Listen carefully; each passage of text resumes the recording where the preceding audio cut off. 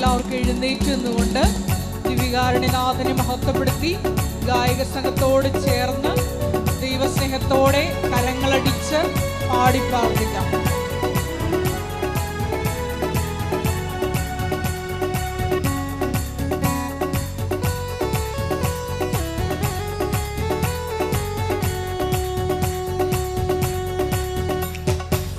ആരാധിപ്പാൻ നമുക്ക് കാരണമുണ്ട്, കൈകൊട്ടി പാടാനേറെ കാരണമുണ്ട്.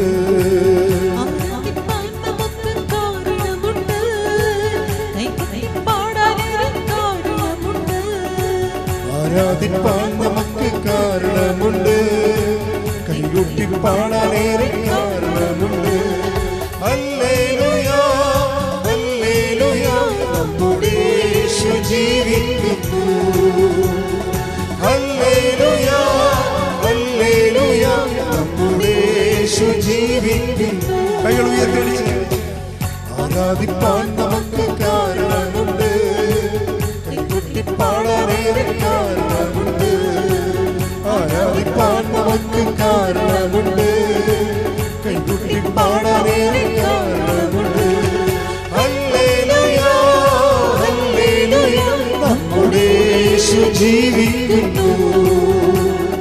ഹല്ലേലൂയ ഹല്ലേലൂയ, നമ്മുടെ യേശു ജീവിക്കുന്നു. സ്തുതിക്കട്ടെ. ഹല്ലേലൂയ യേശുവേ, ഹല്ലേലൂയ.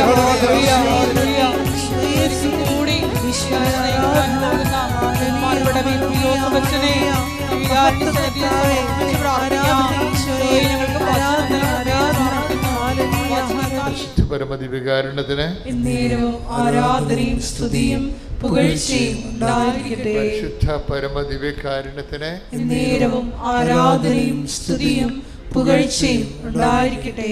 പരിശുദ്ധ പരമദിവ്യകാരുണ്യത്തിന് ആരാധനയും സ്തുതിയും പുകഴ്ചയും ഉണ്ടായിരിക്കട്ടെ. ഈ ദിവസങ്ങളിലെ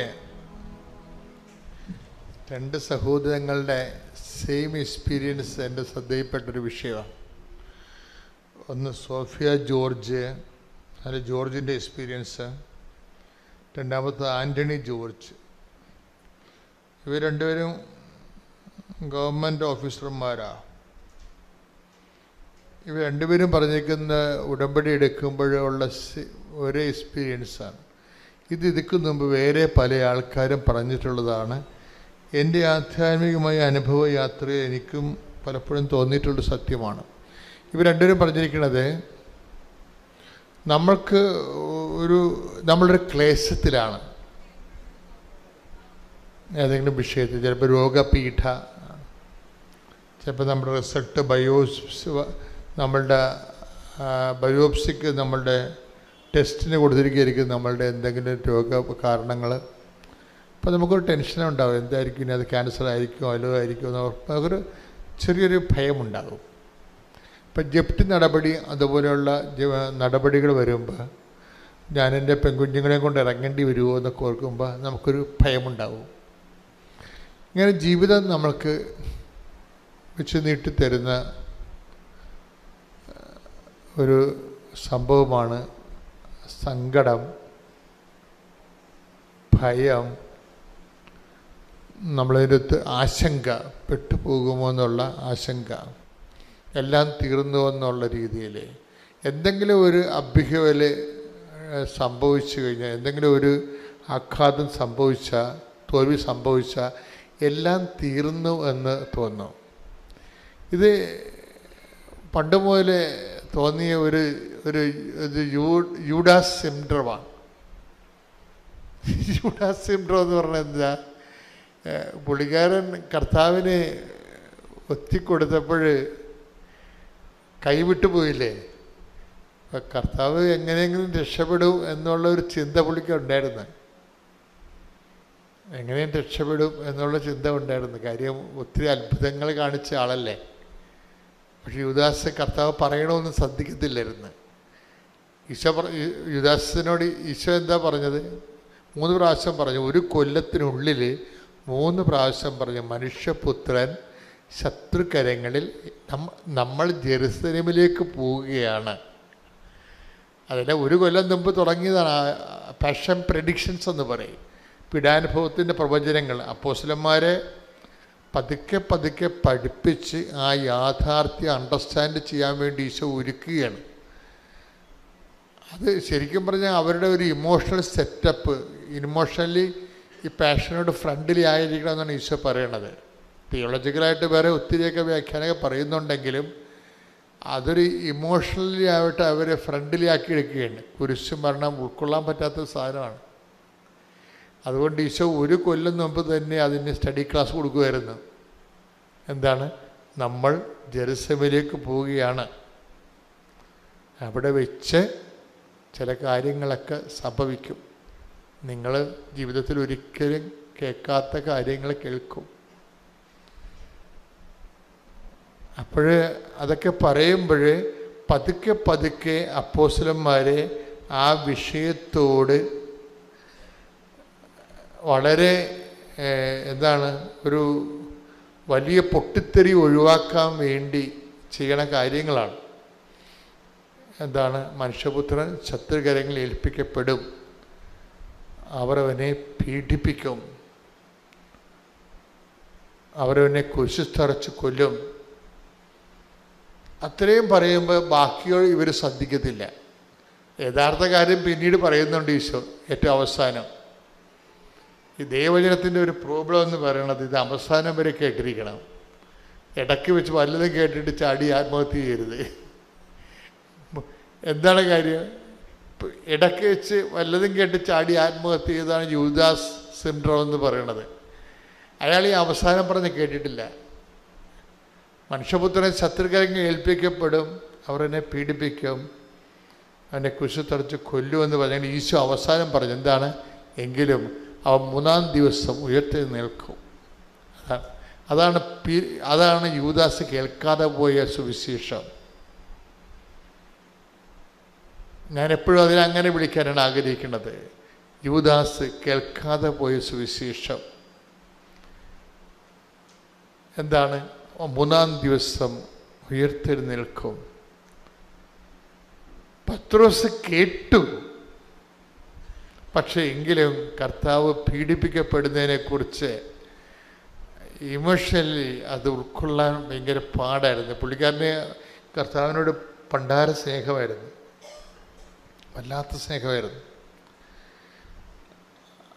അതുകൊണ്ട് തന്നെ ഈശോയുടെ ഒരു രീതി അനുസരിച്ച് ഈശോ പറയവേ, എന്നെ സ്നേഹിക്കുന്നവനെ ഞാൻ എന്നെ തന്നെ വെളിപ്പെടുത്തുമെന്ന്. ഇപ്പം അതായത് ഈ വിഷയം എപ്പോഴും നമ്മൾ ദൈവമായിട്ടുള്ള യാത്രയിൽ നമ്മൾ തുടങ്ങേണ്ടതും തുടരേണ്ടതുമായിട്ടുള്ള കാര്യം ദൈവസ്നേഹമാണ്. അതിപ്പോൾ ഇപ്പം നമുക്ക് പനി വരാം, രോഗം വരാം, ചിലപ്പോൾ ഗുരുതരമായ രോഗം വരാം. ഇതൊക്കെ നമ്മൾ ദൈവത്തിൻ്റെ ശക്തി കൂടുതൽ അറിയാനും ദൈവത്തിൻ്റെ സ്നേഹം കൂടുതൽ അറിയാനും വേണ്ടിയുള്ള ദൈവത്തിൻ്റെ ഒരു പരിപാലനയാണ്. പക്ഷെ നമുക്ക് ധൃതിയായത് കൊണ്ട്, നമുക്ക് അത്രയും കഴിവില്ലാത്തത് കൊണ്ട് നമ്മളുടനെ ചാടി എന്തെങ്കിലുമൊക്കെ പ്രവർത്തിച്ച് കളയും. ആത്മഹത്യ ചെയ്തില്ലെങ്കിൽ പോലും ചെറിയ ആൾക്കാരെ പ്രാർത്ഥിക്കാണ്ടിരിക്കുമോ? ഇല്ലേ? ആത്മഹത്യ ചെയ്തില്ല, പക്ഷെ എന്തെങ്കിലും സംഭവിച്ചാൽ നമ്മൾ എന്ത് ചെയ്യും? ആധ്യാത്മികമായിട്ട് ആത്മഹത്യ ചെയ്യും. ശാരീരികമായിട്ട് കെട്ടിത്തൂങ്ങി യൂദാസിനെ പോലെ ചാകത്തില്ലെങ്കിലും നമ്മളും ചാകും. ആധ്യാത്മികമായിട്ട് ആത്മഹത്യ ചെയ്യും. അതെന്താണ്? Spiritual suicide. അത് നമ്മളെല്ലാവരും ചെയ്യേണ്ട ഒരു സാധനമാണ്. സ്പിരിച്വൽ സൂയിസൈഡ് എന്താണ്? എന്തെങ്കിലും സംഭവിച്ചു കഴിഞ്ഞാൽ അന്നത്തെ സന്ധ്യപ്രാർത്ഥന മുടക്കും. അതാണ് ഇല്ലേ? ഉറപ്പല്ലേ? എന്തെങ്കിലും നമുക്ക് പറ്റാത്ത വിഷമം സംഭവിച്ചു കഴിഞ്ഞാൽ നമ്മളുടനെ കുർബാന മുടക്കും. അതാണ് സ്പിരിച്വൽ സൂയിസൈഡ് എന്ന് പറയണത്. അതും ഫിസിക്കൽ സൂയിസൈഡും തമ്മിൽ വലിയ വ്യത്യാസമൊന്നും ഇല്ല. ഇത്തിരി മറ്റത് സ്പിരിച്വൽ സൂയിസൈഡിന് ഇനിയും തിരിച്ചു വരാനൊക്കെ പറ്റും, ഫിസിക്കൽ സൂയിസൈഡിന് തിരിച്ചു വരാൻ പറ്റത്തില്ല. അപ്പോൾ ഈ രണ്ടും സംഭവിക്കാൻ സാധ്യതയുണ്ടെന്നറിയാം ശിഷ്യന്മാർക്ക്. ഒന്നെങ്കിൽ ഈ ജെറുസലേമിൽ സംഭവിക്കാൻ പോകുന്ന വിഷയങ്ങൾ അവർ ഓൾ ഓൺ എ സഡൻ കേട്ട് കഴിഞ്ഞാൽ രണ്ട് കാര്യം സംഭവിക്കും. ഒന്നെങ്കിൽ സ്പിരിച്വൽ സൂയിസൈഡ് സംഭവിക്കും, അത് പത്രോസിന് അങ്ങനെ സംഭവിച്ചു. കാര്യം കർത്താവ് പത്രോസോട് പറഞ്ഞായിരുന്നു, നിനക്ക് സ്പിരിച്വൽ സൂയിസൈഡ് സംഭവിക്കും, മറ്റവന് ഫിസിക്കൽ സൂയിസൈഡാണ് സംഭവിക്കുന്നത്. അവൻ തട്ടിത്തൂക്കി മരിക്കും. കാര്യം അവൻ ഉയർത്തെഴുന്നേൽപ്പിനെ കുറിച്ച് കേട്ടില്ല. അതുകൊണ്ടാണ്. ഉയർത്തെഴുന്നേൽപ്പിനെക്കുറിച്ച് കേട്ടില്ലെങ്കിൽ കുഴപ്പമാണ്. ക്രിസ്തുവിനെക്കുറിച്ച് എല്ലാം കേട്ട് അണ്ണന്മാരുടെ കൊണ്ട് കുഴപ്പം അതാണല്ല. ക്രിസ്തു സാമൂഹ്യ പരിഷ്കർത്താവാണ്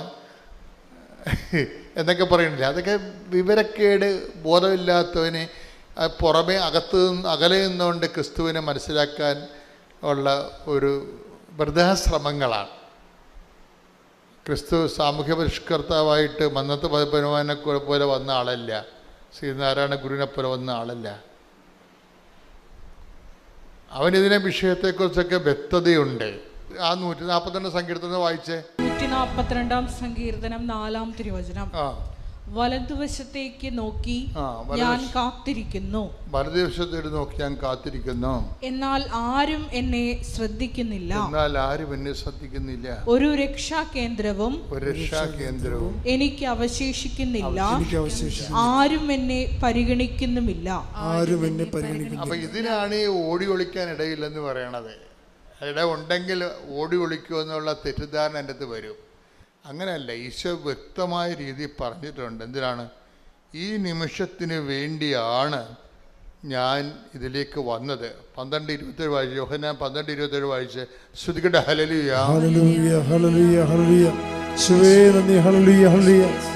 യോഹന്നാൻ 12:27. യോഹന്നാൻ 12:27. പിതാവേ, ഈ മണിക്കൂറിൽ നിന്ന് എന്നെ രക്ഷിക്കണമേ. അല്ല, ഇതിനു വേണ്ടിയാണല്ലോ ഈ മണിക്കൂറിലേക്ക് ഞാൻ വന്നത്. അപ്പൊ മരണത്തെ കർത്താവ് മനുഷ്യന്റെ പാപത്തിന് വേണ്ടിയുള്ള പരിഹാര ബലിയെ ഒഴിവാക്കാൻ പറ്റത്തില്ല. അതാണ് 12:27 പറയുന്നത്. ഓടിയൊളിക്കാനൊന്നും പറ്റത്തില്ല. ഇടവില്ലെന്ന് പറഞ്ഞിട്ട് കാര്യമില്ല.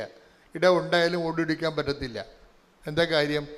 ഈ മണിക്കൂറിന് വേണ്ടിയാണല്ലോ ഞാൻ. ഒന്നൊരു വായിച്ചേ. ശ്രുതികട്ടെ. ഹല്ലേലൂയ, ഹല്ലേലൂയ. ഇതിനു വേണ്ടിയാണല്ലോ ഈ മണിക്കൂറിലേക്ക് ഞാൻ വന്നത്.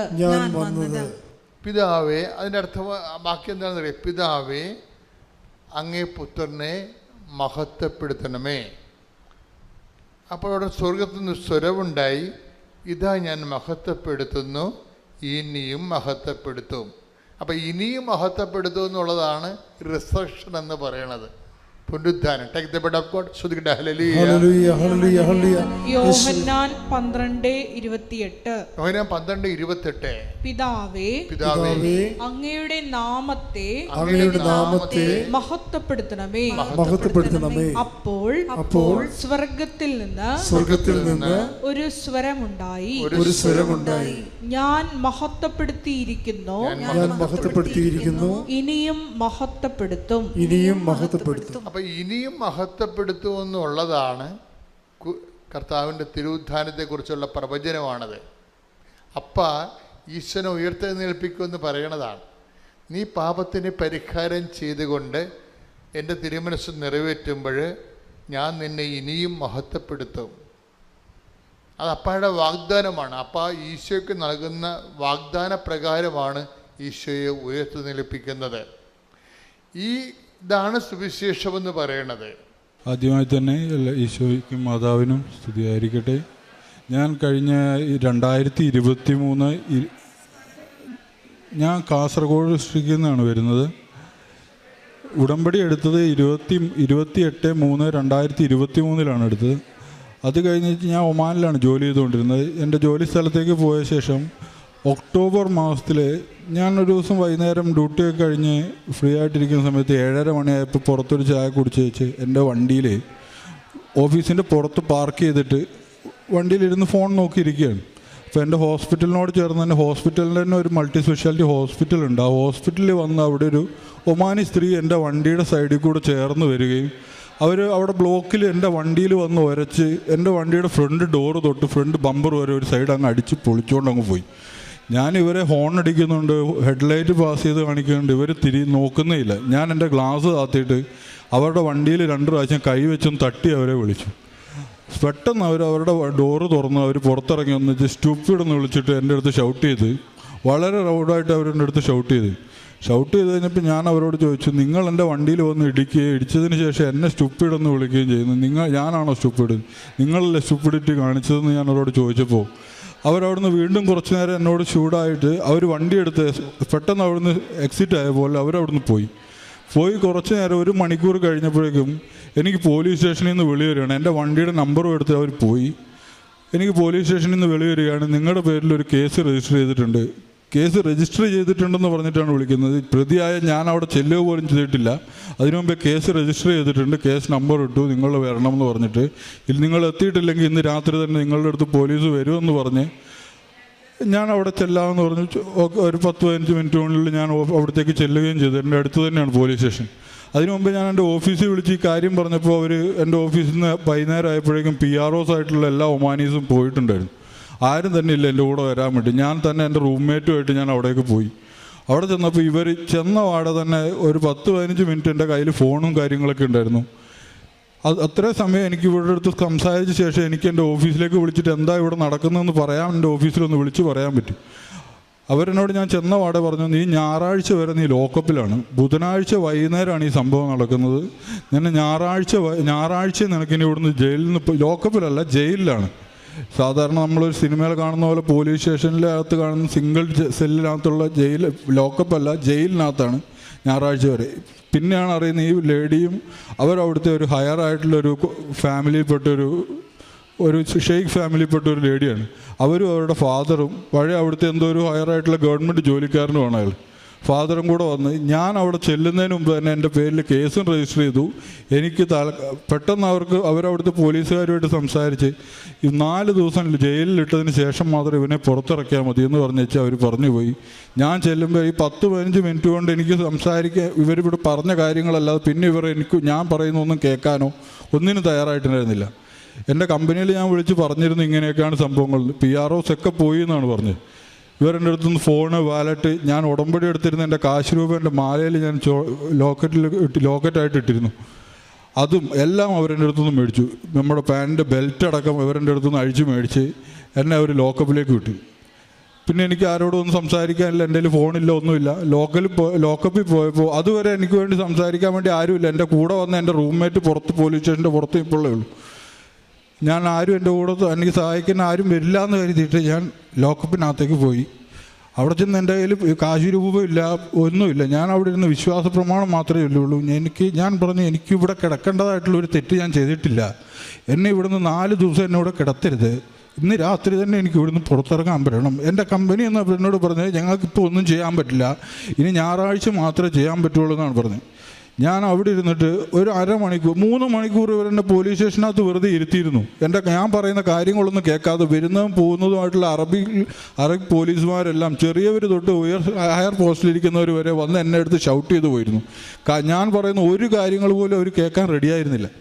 3 മണിക്കൂർ അവിടെ ഇരുത്തിയ ശേഷം എന്നെ അവിടെ ഒരു ജയിലിലേക്ക് കൊണ്ടുപോയി ഒരു 3-4 ഡോറ് തുറന്ന് 4ാമത്തെ ഡോറാണ് മെയിൻ ഡോറിൻ്റെ തുറന്ന് എന്നെ അവിടെ ലോക്കപ്പിലിട്ടു, ജയിലിലിട്ടു. എനിക്ക് ആ 2 കരിമ്പടമൊക്കെ തന്നേച്ച് എന്നോട് പറഞ്ഞു, നീ ഇനി ഇവിടെ ഞായറാഴ്ച വരെ നീ ഇവിടെയാണ്. വളരെ പുച്ഛത്തോടെയാണ് അവരെന്നോട് സംസാരിക്കുന്നത്. ഞാനതവിടെ കൊണ്ടിട്ട് അവിടെ നിലത്തോട്ടിട്ട് ഞാൻ അവിടെ ഇരുന്നേച്ച് അങ്ങ് വിശ്വാസ പ്രമാണം ചൊല്ലാൻ തുടങ്ങി. ഞാൻ പ്രത്യക്ഷപ്പെടുന്ന പ്രാർത്ഥന അതൊന്നും എനിക്ക് കാണാപ്പാട് അറിയത്തില്ലായിരുന്നു. വിശ്വാസ പ്രമാണം ഞാൻ ചൊല്ലിക്കൊണ്ടിരുന്നു. ഇന്ന് ഇവിടെ രാത്രി എനിക്ക് കിടക്കാൻ ഇടവരരുത്. ഞാനൊരു 1/4 മണിക്കൂർ വിശ്വാസ പ്രമാണം കണ്ടിന്യൂസ് ആയിട്ട് ചൊല്ലി. എത്ര എണ്ണം ചൊല്ലിയെന്നൊന്നും അറിയത്തില്ല. എന്നെ കൊണ്ട് അവിടുന്ന് പോലീസുകാർ വന്ന് നിനക്ക് തിരിച്ചു പോകാമെന്ന് പറഞ്ഞിട്ട് എന്നെ വന്ന് വിളിച്ചിട്ട് എന്നോട് പറഞ്ഞു, നീ ഇവിടെ ഇതിനുള്ളിലേക്ക് കയറിയതൊരു സ്ത്രീ കാരണമാണെന്നുണ്ടെങ്കിൽ നീ ഇതിന് പുറത്തിറക്കുന്നത് ഞങ്ങളുടെ ഡിപ്പാർട്ട്മെൻറ്റിൽ ഹയർ ആയിട്ടുള്ളൊരു പോലീസ് ലേഡി ആയിട്ടുള്ളൊരു പോലീസ് ഉദ്യോഗസ്ഥക്കാരനാണ് നീ ഇവിടുന്ന് പുറത്തിറങ്ങുന്നതെന്ന് ആ പോലീസുകാരനോട് വളരെ അത്ഭുതകരമായിട്ട് എന്നോട് പറഞ്ഞു. എന്നെ പുച്ഛിച്ച് പറഞ്ഞിരുന്ന പോലീസുകാരാണ് അങ്ങനെ പറഞ്ഞ് എന്നെ പുറത്തിറക്കിയപ്പോൾ ഞാൻ നോക്കുമ്പോൾ എൻ്റെ കമ്പനിയുടെ ഒരു PRO അവിടെ വന്നിട്ടുണ്ട്. അവൻ്റെ റിലേറ്റീവാണ് ഈ പോലീസുകാരി. അയാൾക്ക് ഒരു കാരണവശാലും ഇങ്ങനെ ഒരു നിസ്സാര കാര്യത്തിന് വേണ്ടി ഈ ലേഡിയെ വിളിക്കാൻ പറ്റില്ല. ഇവിടെ ഒരു ഞാൻ പറഞ്ഞറിഞ്ഞുള്ള ഇവിടെ ഒരു IG പോലുള്ളൊരു പോസ്റ്റിലിരിക്കുന്ന ഒരു ആളാണ് ഇയാളുടെ റിലേറ്റീവായിട്ടുള്ള ഈ പോലീസ് ഉദ്യോഗസ്ഥൻ. അയാൾ പല വിധത്തിലും സാധാരണക്കാരായിട്ടുള്ള പോലീസുകാരുടെ അടുത്തൊക്കെ സംസാരിച്ചു, ആരും സമ്മതിക്കുന്നില്ല എന്ന് കണ്ടപ്പോൾ അവസാനം എൻ്റെ PRO വിളിച്ച് സംസാരിച്ചതാണ് ആ ലേഡിയോട്. അവർ കാര്യങ്ങൾ അന്വേഷിച്ചപ്പോൾ ഈ ലേഡി എനിക്കെതിരെ കംപ്ലൈൻറ്റ് കൊടുത്ത ലേഡിയും അവരുടെ ഫാദറും അവരുടെ ഒരു സ്റ്റാറ്റസ് വെച്ചിട്ടൊരു ഈഗോ ഹർട്ടായിട്ടാണ് അവർ എനിക്കെതിരെ ഈ കേസ് കൊടുത്തതും അവർ തന്നെ ശിക്ഷയൊക്കെ വിധിച്ച് 4 ദിവസം ജയിലിൽ കിടത്തിട്ട് അവനെ വിട്ടാൽ മതി എന്ന് പറഞ്ഞ് ഇതിനൊക്കെ തീരുമാനം ഉണ്ടാക്കിയതെന്നും അവരറിഞ്ഞപ്പോൾ അവർ പറഞ്ഞു അവനെ അവിടെ കിടത്തണ്ട, അവനെ ഇറക്കി വിട്ടേക്ക്, അവനെ ജയിലിൽ നിന്ന് വിട്ടേക്ക്, ഇന്ന് രാത്രി തന്നെ അവനെ റിലീസ് ചെയ്തേക്കെന്ന് പറഞ്ഞ് എന്നെ എൻ്റെ ഫ്ലാറ്റിൽ കൊണ്ടുവിടാൻ പറഞ്ഞിട്ടാണ് അവർ പറഞ്ഞിരുന്നത്. പുറത്തെൻ്റെ കമ്പനിയുടെ PRO എൻ്റെ റൂംമേറ്റും അപ്പോഴും ഈ 4 മണിക്കൂറായിട്ട് ആ PRO എൻ്റെ റൂംമേറ്റും വെയിറ്റ് ചെയ്ത് നിൽക്കുന്നുണ്ടായിരുന്നു. അതൊരു റൂംമേറ്റ് ഒരു മുസ്ലിമാണ്, PRO ഒരു മുസ്ലിമാണ്. എനിക്ക് വേണ്ടി അവിടെ ഈ 4-5 മണിക്കൂർ പോലീസ് സ്റ്റേഷനിൽ വൈകുന്നേരം രാത്രി 2.5 മണിക്കൂറാണ് ഞാൻ ആ പോലീസ് സ്റ്റേഷനിൽ നിന്ന് പുറത്തിറങ്ങുന്നത്, ജയിലിൽ നിന്ന് പുറത്തിറങ്ങുന്നത്. അതുവരെ എനിക്ക് 4-5 മണിക്കൂർ ഈ മുസ്ലിം സുഹൃത്തുക്കളാണ് എനിക്ക് വേണ്ടി അവിടെ കാത്തിരുന്നത്. അത് കഴിഞ്ഞ് ഈ സംഭവം കഴിഞ്ഞേച്ച് ഇവർ പോലീസ് സ്റ്റേഷനിൽ ഇവർ വിചാരിച്ച പോലെ കാര്യങ്ങൾ നടന്നില്ല എന്ന് കണ്ടപ്പോൾ ഇവർ കോർട്ടിലേക്ക് കേസ് ഹയർ ചെയ്തു. കോർട്ടിലേക്ക് കേസ് ഒരു പ്രൈമറി കോർട്ടിൽ കൊടുക്കേണ്ട കേസ് അവിടുത്തെ ഹൈക്കോർട്ടിലേക്കാണ് അവിടെ കൊടുത്തത്. അവിടെ ജില്ലാ കോടതിയില്ല, ഹൈക്കോടതിയും സുപ്രീം കോടതിയും മാത്രമേ ഉള്ളൂ. ഹൈക്കോർട്ടിലേക്ക് കൊടുത്തേച്ച് 1 കൊല്ലം എന്നെ ഈ കേസിൻ്റെ പുറകെ അവർ നടത്തിച്ചു. അന്നേരപ്പോഴൊന്നും ഞാൻ എൻ്റെ വീട്ടിലൊന്നും ഈ കാര്യമൊന്നും പറഞ്ഞിട്ടുണ്ടായിരുന്നില്ല. എൻ്റെ ജോലികളും കാര്യങ്ങളൊക്കെ സാധാരണമായി നടക്കുന്ന പോലെ തന്നെ നടന്നു പോകുന്നുണ്ടായിരുന്നു. കാരണം എനിക്കധികം വലിയ ബുദ്ധിമുട്ടൊന്നും ഉണ്ടായിരുന്നില്ല. പിന്നെയാണ് ഞാൻ അറിഞ്ഞത് ഈ ഒരു ക്രിമിനൽ കേസിൽ പെട്ട് കഴിഞ്ഞ് കഴിഞ്ഞാൽ നമ്മൾ ട്രാവൽ ബാനായി. ആ കേസ് ഏത് കാലത്ത് നമുക്ക് കേസ് കഴിയുന്നു അന്ന് മാത്രമേ നമുക്ക് ആ നാട്ടിൽ നിന്ന് തിരിച്ച് ഏത് രാജ്യത്തേക്കായാലും നമ്മുടെ നാട്ടിലേക്കായാലും എക്സിറ്റ് ആകാൻ പറ്റുള്ളൂ. അങ്ങനെ 1 കൊല്ലം കഴിഞ്ഞ് 2023 ഒക്ടോബർ മാസം നടന്ന ഈ കേസ് 24 ഒക്ടോബറായിട്ടും കഴിഞ്ഞിട്ടില്ല, കേസ് കഴിഞ്ഞിട്ടില്ല, എൻ്റെ ജഡ്ജ്മെൻറ്റ് വന്നിട്ടില്ല. 5-6 പ്രാവശ്യം ഞാൻ കോർട്ടിൽ ഹിയറിങ്ങിന് പോയി. ഡിസംബർ മാസത്തിൽ എൻ്റെ പപ്പയ്ക്ക് ഒരു അറ്റാക്ക് വരിക, പപ്പ ഹോസ്പിറ്റലൈസ്ഡ് ആവുകയും ചെയ്തു December 29. അന്നും എൻ്റെ കേസിൻ്റെ വിധി വന്നിട്ടില്ല. എനിക്ക് നാട്ടിൽ പോകണമെന്നുണ്ട്. നാട്ടിലെൻ്റെ അനിയൻ മാത്രമേ ഉള്ളൂ, പപ്പിൻ്റെ മമ്മിയും മാത്രമേ ഉള്ളൂ. അനിയനും ജോലി ചെയ്യുന്നതാണ്, സഹായത്തിന് ആരും ഉണ്ടായിരുന്നില്ല. പെട്ടെന്ന് മമ്മി മാത്രമാണ് ഓടി നടന്നത്. അപ്പോൾ നാട്ടിലെത്തണമല്ലോ എന്ന് ഓർത്ത് ഞാൻ ഈ കേസിന് പപ്പ ഇങ്ങനെ ഹോസ്പിറ്റലൈസ്ഡ് എന്ന് പറഞ്ഞപ്പോൾ ഞാൻ പറഞ്ഞു എനിക്ക് നാട്ടിലെൻ്റെ മമ്മിക്കൊന്നും സഹായത്തിന് ആരുമില്ല, എനിക്ക് നാട്ടിലേക്ക് എത്തണം പെട്ടെന്ന്. 29-ാം തീയതി പപ്പ ഹോസ്പിറ്റലിലാവുന്നു. 30-ാം തീയതി എൻ്റെ കേസിൻ്റെ ജഡ്ജ്മെൻറ്റ് വരുന്നു. നിങ്ങളുടെ പേരിലുള്ള കേസ് തള്ളിപ്പോയി എന്ന് പറഞ്ഞിട്ട് കോർട്ടിൻ്റെ പേരിലുള്ള കേസ് തള്ളിക്കളഞ്ഞു. എനിക്ക് എൻ്റെ കമ്പനിയിൽ നിന്ന് CCTV റെക്കോർഡ്സ് വിഷ്വൽസൊക്കെ എടുത്തപ്പോൾ അതിലാകപ്പാടെ ബ്ലറായ ഒരവസ്ഥയായിരുന്നു. തൊട്ട് ഫ്രണ്ടിലുണ്ടായിരുന്ന ഒരു ഗാരേജ് വർക്ക്ഷോപ്പാണ്, ഒരു പ്രീമിയം വർക്ക്ഷോപ്പാണ് എൻ്റെ ഓഫീസിൻ്റെ ഫ്രണ്ടിൽ. അവരെനിക്ക് ഒരു 6 മാസത്തിന് ശേഷമാണ് അവരുടെ ഹാർഡ് ഡിസ്ക് 6 മാസം കൂടുമ്പോൾ അവരെടുത്ത് മാറ്റുന്നതാണ്. ആ ഹാർഡ് ഡിസ്കിൽ നിന്ന് അവർ സെർച്ച് ചെയ്ത് എടുത്ത് എനിക്ക് ഈ വിഷ്വൽസ് കറക്റ്റായിട്ട് തുടക്കം മുതൽ അവസാനം വരെയുള്ളൊരു വിഷ്വൽസ് ഇവർ എനിക്ക് എടുത്തു തരികയും അത് ഞാൻ എൻ്റെ എനിക്ക് കമ്പനി ലോയറെ ആക്കി തന്നിരുന്നത്. അത് വേറൊരു ഭാഗം. ഈ ലോയർ മുഖേന ഞാൻ ഈ കോർട്ടിൽ വീഡിയോ അവിടെ സബ്മിറ്റ് ചെയ്തിട്ടുണ്ടായിരുന്നു. അത് കാരണം ഈ കേസിൽ അവർ വീഡിയോ കണ്ട് ഞാനല്ല തെറ്റുകാരി, വോയിസ് അടക്കമുള്ള വീഡിയോ വിഷ്വൽസ് ആയിരുന്നു. തൊട്ട് കീഴെ തന്നെ ഇവർ ഞാനുമായിട്ട് സംസാരിക്കുന്നതിൻ്റെ തൊട്ട് തിലക്ക് മേലെ തന്നെ ഒരു ക്യാമറ ഉണ്ടായിരുന്നത് ഞാനും കണ്ടിട്ടില്ല, ആരും കണ്ടിട്ടില്ലായിരുന്നു. അവർ തന്നെ ആ ഗ്യാരേജുകാരാണ് എന്നോട് വന്ന് പറയുന്നത് ഇവിടെ ഒരു ക്യാമറ ഉണ്ടല്ലോ, നിൻ്റെ ഓഫീസിൻ്റെ ക്യാമറയിൽ നിന്ന് വിഷ്വൽ കിട്ടിയില്ലെങ്കിൽ ഞങ്ങളുടെ ഈ ക്യാമറ കിട്ടാതിരിക്കുമല്ലോ എന്ന് പറഞ്ഞാൽ അവർ പോയി തപ്പിയെടുത്ത് എനിക്ക് ആ വിഷ്വൽ കൊണ്ട് തന്നു. വോയിസ് അടക്കമുണ്ട്. ആ സ്ത്രീ വരുന്നതും വന്നിറങ്ങുന്നതും അവർ ഷൗട്ട് ചെയ്യുന്നതും അവരാണ് എന്നെ ആദ്യം സ്റ്റൂപ്പിടെന്ന് വിളിക്കുന്നതും വോയിസ് കറക്റ്റായിട്ട് ആ വോയിസ് വീഡിയോയിൽ റെക്കോർഡ് വിഷ്വലുണ്ട്. അത് കണ്ടു കഴിഞ്ഞപ്പോൾ പിന്നെ അവരുടെ ഫാമിലിയും ഹോൾഡും ഒക്കെ വെറുതെ ആയ പോലെയായി കോർട്ടിൽ പോയിട്ടും. ഇതൊക്കെ കഴിഞ്ഞു. കോർട്ടിലേക്ക് കാര്യം കഴിയുന്നതിന് മുമ്പ് തന്നെ ഈ ലോയർ ഒരു ക്രിമിനൽ കേസ് എൻ്റെ കമ്പനിയുടെ ക്രിമിനൽ ലോയർ വരണമെന്നുണ്ടെങ്കിൽ അവരുടെ 4.5 ലക്ഷം രൂപയാണ് അവർക്ക് ഈ ഒരു ക്രിമിനൽ ലോയർ കേസ് വാദിക്കാൻ ഹൈക്കോർട്ടിൽ വരുന്നതിന്. ആ കേസ് എന്നോട് കമ്പനി പറഞ്ഞു അത് നിൻ്റെ ഓൺസ് റിസ്കിൽ നീ തന്നെ കൊടുക്കേണ്ടി വരുമെന്ന് പറഞ്ഞു. ഞാൻ വീട്ടിലൊന്നും പറഞ്ഞിട്ടില്ല. ഞാൻ ഓർത്ത് എൻ്റെ സാലറിയിൽ നിന്ന് റിഡക്റ്റ് ചെയ്തോട്ടെ, അല്ലെങ്കിൽ എൻ്റെ സെറ്റിൽമെൻറ്റിൽ നിന്ന് എടുത്തോട്ടെ, കുഴപ്പമില്ലല്ലോ, നോ പ്രോബ്ലം, സാധാരണ പോലെ കാര്യങ്ങൾ നടന്നു പോകും, വീട്ടിൽ അറിയുകയില്ല എന്ന് ഓർത്തിട്ട് ഞാൻ പറഞ്ഞു. ഈ കേസ് കേസിൻ്റെ കാര്യങ്ങളൊക്കെ തീർന്നു കഴിഞ്ഞപ്പോൾ പപ്പയ്ക്ക് പോകേണ്ട ആവശ്യം വന്നപ്പോഴേക്കും എൻ്റെ കേസ് കറക്റ്റായിട്ട് മാതാവ് അനുഗ്രഹിച്ചിട്ട് എൻ്റെ കേസ് തീർത്തു തന്നു. അതിനു മുമ്പേ മാതാവായിട്ട് തന്നെ ഈ പോലീസ് സ്റ്റേഷനിൽ നിന്ന് ഞാൻ പുറത്തിറങ്ങുമ്പോൾ എന്നോട് എൻ്റെ പോലീസുകാർ പറയും ഒരു സ്ത്രീ കാരണം നീ ഉള്ളിലായി, അതിലും വലിയൊരു സ്ത്രീ കാരണം നീ ഇവിടുന്ന് പുറത്തിറങ്ങുകയും ചെയ്തു എന്ന് പറഞ്ഞു. അതിലെനിക്ക് ഉറച്ച വിശ്വാസമുണ്ട് അത് മാതാവാണ് വന്നിട്ട് എന്നെ അവിടുന്ന് പുറത്തിറക്കിയതെന്ന്. അതും അവിടുത്തെ നാട്ടുകാരി അവരുടെ ഹോൾഡ് വെച്ച് എന്നെ അവിടെ ഉള്ളിലാക്കിയെങ്കിൽ അതേ നാട്ടുകാരിയായിട്ടുള്ള സ്ത്രീ തന്നെ എന്നെ അവിടുന്ന് പുറത്തിറക്കുകയും ചെയ്തു. ഈ കേസ് കഴിഞ്ഞിട്ടാകുമ്പോൾ ഈ 4.5 ലക്ഷം രൂപ ലോയർക്ക് ഫീസ് കൊടുക്കണം. കോർട്ടിൽ നിന്ന് മിനിമം ജയിൽ ശിക്ഷയും ഒരു ഫൈനും വരേണ്ടതാണ്. കോർട്ടിൽ നിന്ന് വന്ന വിധി എന്താണെന്ന് വെച്ചാൽ കോർട്ടിൻ്റെ ചിലവും പോലീസ് സ്റ്റേഷൻ്റെ ഡോക്യുമെൻറ്റേഷൻ ചാർജുമായിട്ട് ഒരു 150 റിയാൽ ഞാൻ അവിടെ പേയ്മെൻറ്റ് ചെയ്യണം. മിനിമം അവിടെ ഇങ്ങനെ ഒരു കേസിന് ഞാൻ പറഞ്ഞു കേട്ട് 2000-3000 റിയാൽ ഫൈനായിട്ട് മാത്രം അടയ്ക്കേണ്ടി വരും. അതുകൂടാതെ ഒരു 6 മാസമെങ്കിലും ജയിൽ ശിക്ഷ അനുഭവിക്കേണ്ടി വരുമെന്ന് പറഞ്ഞെടുത്തു. 150 റിയാൽ രണ്ടിൻ്റെയും എക്സ്പെൻസായിട്ട് അടച്ചാൽ മതി എന്ന് പറഞ്ഞ് തന്നെ അത് അടച്ച് എനിക്ക് എൻ്റെ പപ്പ ഹോസ്പിറ്റലായ എൻ്റെ പിറ്റേ ദിവസം എനിക്ക് നാട്ടിലെത്താൻ പറ്റി. അവിടെ ജഡ്ജ്മെൻറ്റ് വന്ന് ഫൈൻ അടച്ച് എനിക്ക് നാട്ടിലെത്താൻ പറ്റി. പിന്നെ എനിക്കൊരു 4.5 ലക്ഷം രൂപയോളം വരുന്ന ഒമാൻ റിയാൽ, ഏകദേശം 1600 റിയാൽ എനിക്ക് ലോയർക്ക് കൊടുക്കാനുള്ള ലോയർ ഫീ ഉണ്ടായിരുന്നു. കമ്പനി എന്നോട് പറഞ്ഞത് അത് നിൻ്റെ സാലറിയിൽ നിന്ന് ഡിഡക്റ്റ് ചെയ്തോളാം, ചെറിയൊരു സംഖ്യയായിട്ട് ഡിഡക്റ്റ് ചെയ്തോളാം എന്ന് പറഞ്ഞിരുന്നത്. കുറച്ച് കാലം കഴിഞ്ഞ് ഞാൻ ഇടയ്ക്കിടയ്ക്ക് എൻ്റെ ഡയറക്ടറുമായിട്ട് നല്ല രീതിയിൽ പോയിരുന്ന കാരണം ഡയറക്ടറോട് ഞാൻ ഇടയ്ക്കിടയ്ക്ക് ചോദിക്കുമായിരുന്നു, സാർ എന്തെങ്കിലും ചെയ്യാൻ പറ്റുമോ? ഒന്നും ചെയ്യാൻ പറ്റില്ല എന്ന് പറഞ്ഞ ആൾ അടുത്ത റമദാൻ മാസം ആയപ്പോൾ ഞാൻ ആളോട് 1-2 പ്രാവശ്യം ചോദിച്ചു. റമദാൻ തീരാറായപ്പോഴും ആളോടൊന്ന് ചോദിച്ചു. ആൾ പറഞ്ഞു ഓക്കെ, ഫുൾ എക്സ്പെൻസ് കമ്പനി തന്നെ ഇട്ടേ, കമ്പനിയുടെ ക്രിമിനൽ കേസുകളുടെ കൂട്ടത്തിൽ അതും കമ്പനിയുടെ എക്സ്പെൻസ് ആയിട്ടിട്ട് കമ്പനി ഒരു പൈസ പോലും എൻ്റെ കയ്യിൽ നിന്ന് മേടിക്കാതെ അതെല്ലാം കമ്പനി തന്നെ അടച്ച് എനിക്കൊരു സാമ്പത്തികമായിട്ടുള്ള ഒരു ബാധ്യതയും വരാതെ എന്നെ മാതാവ് എല്ലാ കമ്പനിയിലും ജയിലിലും പോലീസുകാരുടെ ഇടയിലും കോടതിയിലും എല്ലാം വന്ന് മാതാവ് വന്ന് പലരുടെ രൂപത്തിൽ എന്നെ സഹായിച്ചു. പിന്നെ ഇത് കഴിഞ്ഞേച്ച് കുറച്ച് മാസങ്ങൾ കഴിഞ്ഞു. ഞാനിവിടെ നാട്ടിലൊക്കെ വന്ന് പോയി കഴിഞ്ഞ് കുറച്ച് മാസങ്ങൾ കഴിഞ്ഞാണ് എൻ്റെ 2 സുഹൃത്തുക്കളും ഞാനും കൂടെ എനിക്ക് കമ്പനി തന്ന ഒരു കാറുണ്ടായിരുന്നു. അത്യാവശ്യം നല്ല കോസ്റ്റ്ലി ആയിട്ടുള്ള ഒരു 10-25 ലക്ഷം രൂപ വില ഇവിടെ വരുന്ന ഒരു വണ്ടിയാണ്. പുതിയ വണ്ടിയാണ്, 1 മാസം ആയതേ ഉണ്ടായിരുന്നുള്ളൂ. ഞങ്ങൾ ആ വണ്ടിയായിട്ട് ഉച്ചയ്ക്ക് ബ്രേക്ക് ടൈമിൽ ഞങ്ങളൊരു തൊട്ടടുത്തൊരു ഒരു മാളിലേക്ക് പോയതാണ്. മാളിലേക്ക് പോയിട്ട് ഞങ്ങൾ തിരിച്ചു വരാൻ വേണ്ടി ഇറങ്ങുമ്പോൾ എൻ്റെ സുഹൃത്ത് എന്നോട് പറഞ്ഞു, ഞാനിനി വണ്ടി ഓടിച്ചോളാം എന്ന് പറഞ്ഞ് വണ്ടി എടുത്തു.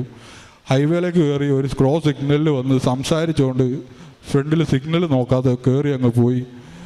എതിരെ വന്ന വണ്ടിയിൽ വിലങ്ങനെ ചെന്നങ്ങ് ഇടിച്ചങ്ങ് കയറി വണ്ടി. ഫ്രണ്ട് മൊത്തം ബാക്ക് വരെ ആകെപ്പാടെ പപ്പടം പോലെ അവസ്ഥയായി. എൻ്റെ ഫ്രണ്ടിലത്തെ എൻജിനൊക്കെ ഇടിച്ച് പൊളിഞ്ഞ് ഞങ്ങളുടെ ഡാഷ്ബോർഡിനകത്തൂടെ ഉള്ളിൽ വന്ന് ഗിയർ ബോക്സ് ഒക്കെ പൊളിഞ്ഞ് 2 സീറ്റിൻ്റെ ഇടയിൽ കൂടെ ബാക്കിലേക്ക് പോയി. അത്ര വലിയൊരു അപകടമായിരുന്നു. 3 പേര് ഈ വണ്ടിയിലിരുന്നിട്ട് 3 പേരും വേറെ ഏതോ ഒരു വണ്ടിയിൽ ആക്സിഡൻറ്റ് നടന്ന പോലെ നമ്മൾ കാഴ്ചക്കാരിറങ്ങി നിൽക്കുന്ന പോലെ ഒരു പോറലോ ഇടിച്ചതിൻ്റെതായിട്ടുള്ള യാതൊരു ബുദ്ധിമുട്ടുകളോ തോന്നാതെ ഞങ്ങൾ പുറത്തിറങ്ങി നിന്നിട്ട് ഇത് നോക്കി നിൽക്കുക. ഞങ്ങൾക്ക് തന്നെയാണ് ഇത് സംഭവിച്ചത്. ഞങ്ങളുടെ വണ്ടിയുടെ അവസ്ഥയുണ്ട്. ഫ്രണ്ടിലത്തെ 2 പാസഞ്ചർ ഇരിക്കുന്നിടം കണ്ടു കഴിഞ്ഞാൽ ഒരിക്കലും പറയില്ല ഇതിൽ നിന്ന് ഇറങ്ങിയ 2 പേരുടെ കാലും കൈയൊക്കെ ബാക്കിയുണ്ട്, ആൾ ജീവനോടെ ബാക്കിയുണ്ടെന്ന്. എയർ ബാഗുകളൊക്കെ ഉണ്ടാവും, അതൊക്കെ ശരി തന്നെയാണ്. പക്ഷേ ആ വണ്ടിയുടെ അവസ്ഥ കണ്ടു കഴിഞ്ഞാൽ ഒരു മനുഷ്യരും പറയത്തില്ല ഈ വണ്ടിയിൽ നിന്ന് ഇറങ്ങിയ ആൾക്കാർ ജീവനോടെ ഉണ്ടെന്ന്. അതിൽ നിന്നാണ് ഞങ്ങൾ 3 ആളും ഒരു പോറൽ പോലും ഇല്ലാതെ പുറത്തിറങ്ങിയത്. ഈ സമയങ്ങളിലൊക്കെ ഞാൻ ഉടമ്പടിയിലാണ്. കൃത്യമായിട്ട് എൻ്റെ ഉടമ്പടി പ്രാർത്ഥനകളൊക്കെ ഞാൻ അവിടെയും ചെയ്തു പോകുന്നുണ്ടായിരുന്നു. എല്ലാ ഞായറാഴ്ചയും പള്ളിയിൽ പോകുന്നുണ്ടായിരുന്നു. എൻ്റെ കഴുത്തിൽ എൻ്റെ മാലയിൽ തന്നെ എൻ്റെ ഒരു കാശിരൂപം ഉണ്ടായിരുന്നു. ഇവിടുന്ന് മേടിച്ചുകൊണ്ട് പോയ ലോക്കറ്റും കൊന്തയൊക്കെ എൻ്റെ വണ്ടിയിലും ഒക്കെ തന്നെ ഉണ്ടായിരുന്നു. ഈ കാശിരൂപമൊക്കെ എൻ്റെ കൂടെ ഉണ്ടായിരുന്നത് കൊണ്ടാണ് ആ പോലീസ് സ്റ്റേഷനിൽ അവർ മേടിച്ചു വെച്ചെങ്കിലും അത് ആ പോലീസ് സ്റ്റേഷനിൽ എൻ്റെ അമ്മയായിട്ട് അവിടെ ഇരിപ്പുണ്ടെന്നുള്ളതും ഈ വണ്ടി ആക്സിഡൻ്റ് ആകുമ്പോൾ എൻ്റെ നെഞ്ചിൽ ആ കാശിരൂപം എൻ്റെ മാലയോട് ചേർന്നുണ്ടെന്നുള്ളതൊക്കെ കൊണ്ടാണ് എനിക്കിതിൽ നിന്നൊക്കെ സുഖമായിട്ട് രക്ഷപ്പെടാൻ പറ്റിയതെന്നുള്ളത്, മാതാവ് സഹായിച്ച് എന്നെ രക്ഷപ്പെടുത്തിയതെന്ന് ഞാൻ ഉറച്ചു വിശ്വസിക്കും. അത് കഴിഞ്ഞ് അതുപോലുള്ള പിന്നെ അവിടെ നിസ്സാരമായ ചെറിയ കാര്യങ്ങളിലൊക്കെ മാതാവ് എന്നെ പ്രാർത്ഥനയിൽ സഹായിച്ചിട്ടുണ്ട്. പിന്നെ ഇപ്പോൾ ഞാനിവിടെ നാട്ടിൽ വന്നിട്ട് കഴിഞ്ഞ ദിവസം ഞാനൊരു ഹെവി ലൈസൻസിന് വേണ്ടിയിട്ട് അപ്ലൈ ചെയ്തിരുന്നു.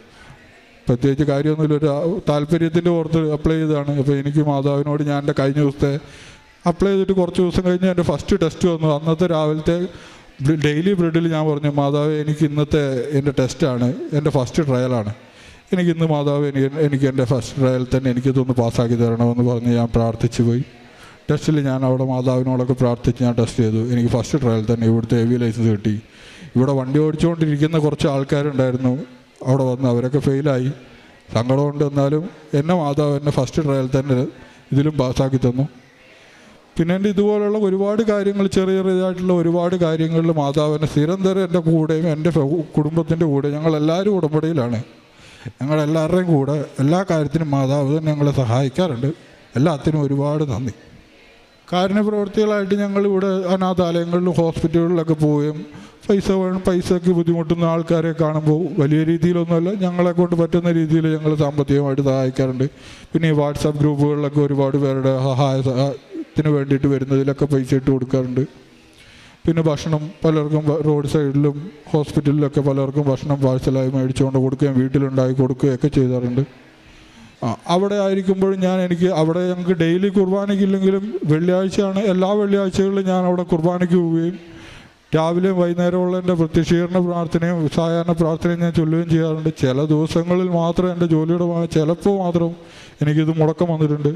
പറ്റാവുന്ന എല്ലാ ദിവസങ്ങളിലും ബൈബിൾ വായിക്കുകയും എല്ലാ കാര്യങ്ങളും ഞാൻ അവിടെ ആയിരിക്കുമ്പോഴും ചെയ്യാറുണ്ട്. ഇതുകൊണ്ടൊക്കെ തന്നെ ആയിരിക്കണം മാതാവ് എന്നെയും എൻ്റെ കുടുംബത്തെയും സഹായിച്ചതെന്ന് ഞാൻ ഉറച്ചു വിശ്വസിക്കുന്നു. മാതാവിനെ ഈശോയ്ക്ക് ഒരുപാട് നന്ദി.